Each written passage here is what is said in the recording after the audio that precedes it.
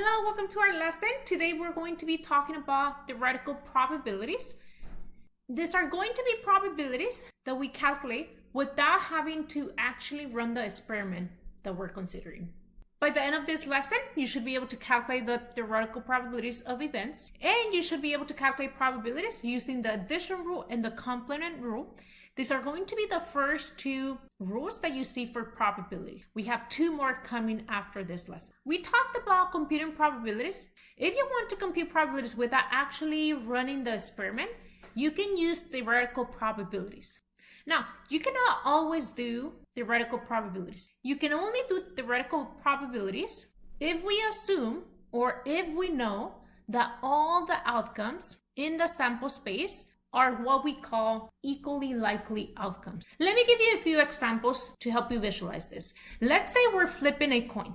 In that case, our sample space would be the set containing heads and tails. Here, we only have two outcomes in the sample space. The likelihood of getting a heads when I flip the coin is the same as the likelihood of getting a tails.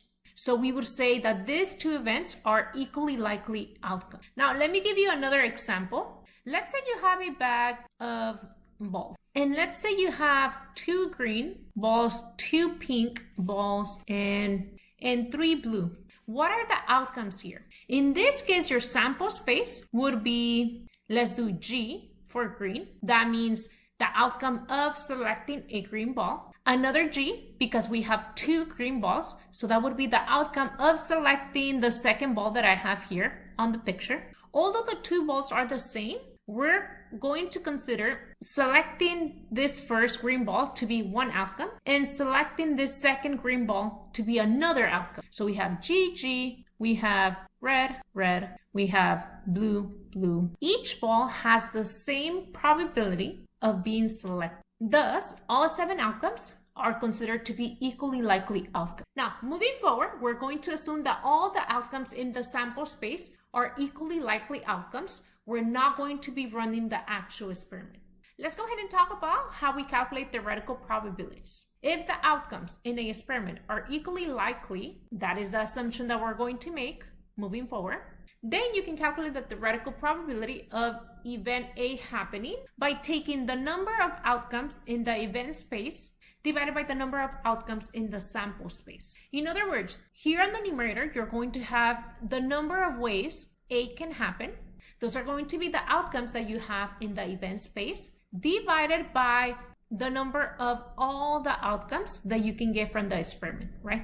Those are going to be the outcomes in the sample space. Now, this statement is going to make a little bit more sense once we start computing probabilities. So let's go ahead and look at exercise 1. Suppose you flip a coin twice. Each time you get heads or tails. I would recommend for you to identify the sample space. What is the sample space? We can go ahead and use capital S.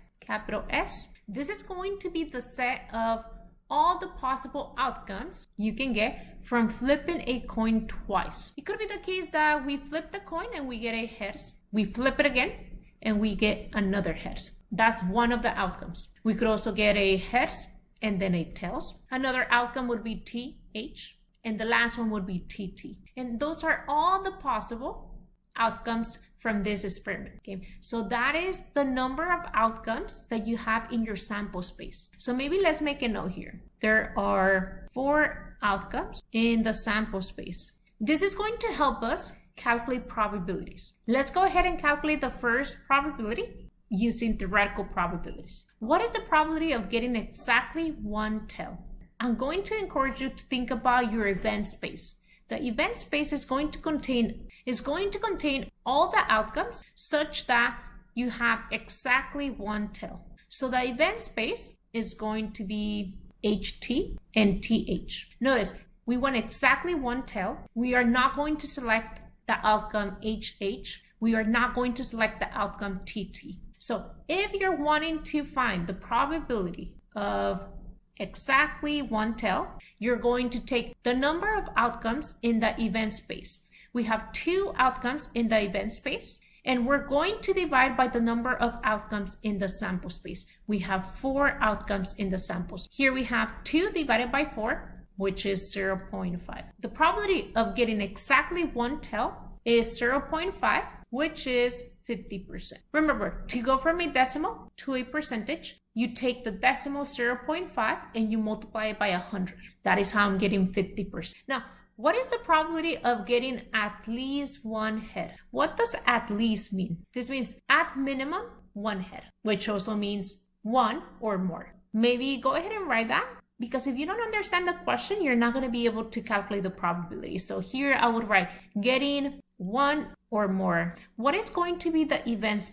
Again, we want to see 1H or more. That means I'm going to include HH, I'm going to include HT, and I'm going to include TH. I'm not going to include TT because here I wouldn't have one or more heads. So what is the probability of at least one head? Well, this is going to be equal to the number of outcomes in the event space. We have 3 outcomes in the event space divided by the total number of outcomes in the sample space. That is 4. 3 divided by 4 is 0.75. Let's go ahead and write it as a percentage. Let's multiply by 100. We should get 75%. The probability of flipping a coin twice and getting at least one head is 75%. Now, I want you to try the on your own. Here you're being asked, what is the probability of getting more than one tail? Here you don't want to see 0 tails.